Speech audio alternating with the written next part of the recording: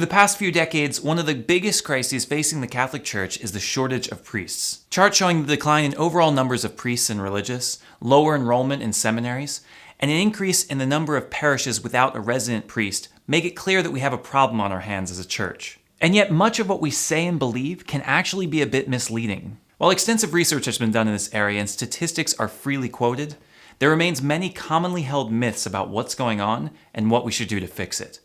This is Catholicism in Focus.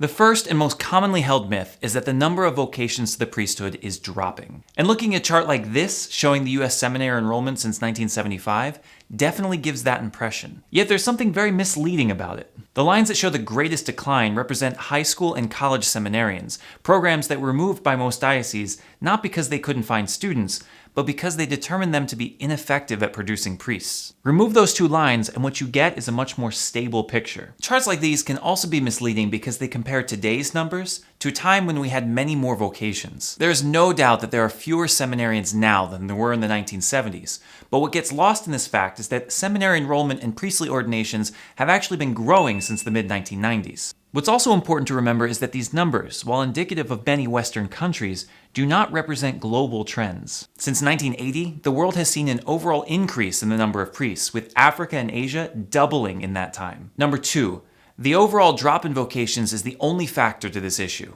While it is definitely significant that the number of priests has continued to decline since the 1960s, the overall number of Catholics has grown at a fairly constant rate, exacerbating the problem with a greater need. The trend is similar worldwide, showing an increase of nearly 500 million people in 30 years. And although vocations are growing at a faster rate in places like Africa and Asia, there were fewer priests to begin with in those places, meaning that the global ratio of Catholics per priest has risen from 1,895 to 3,126. With such a constant increase, even if the number of vocations had remained at the level that seemed normal in the 1960s, it still would not have been enough to stave off a worldwide shortage. Number 3. Vatican II was responsible for the priest shortage. One of the most misleading aspects of most charts related to the priest shortage is that they begin with the year 1965. The year that Vatican II ended. The problem is that these numbers don't tell the whole story. While the peak of the total number of priests occurred in the 1960s, the peak of vocations occurred long before that. By the start of the council, the boom of the 1930s and 40s had already begun to fade, and the total number of priests had begun to level off. My province of Franciscans is a perfect representation of this trend. In 1965, the same year that the council closed, we reached our high point with 1,022 friars, and have marked a steady decline since then. And yet, when you look at the number of novices, or new members entering each year, we reached our high point just before World War II and began to decline consistently after the war. This example highlights a much more prevalent cultural phenomenon that was underway before and independent of the council. The events of World War II had left a gaping hole in society that would lead to tremendous cultural upheaval, the rise of new atheism, the drop in church attendance across all major denominations, and eventually the major drop-off of new vocations. Add this to the fact that the post-conciliar numbers are very similar to pre-1930s numbers, and it's much more likely to conclude that the number of vocations we experienced in the middle of the century might actually be the outlier, not the norm. Number 4. Allowing married men and women to be ordained would fix the problem. For many, the answer is simple.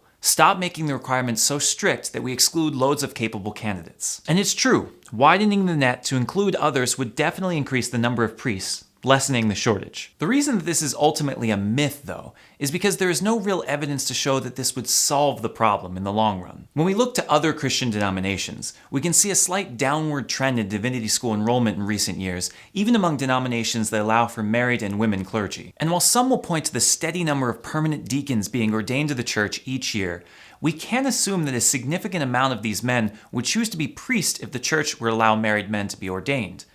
The vocation of a deacon is different from that of a priest, and we have to assume that they're pursuing the diaconate because that's their calling. There's also a question of integrity in this issue. If the church believes that married men or women can be ordained, then they should allow it because it's the right thing to do, not because we're desperate.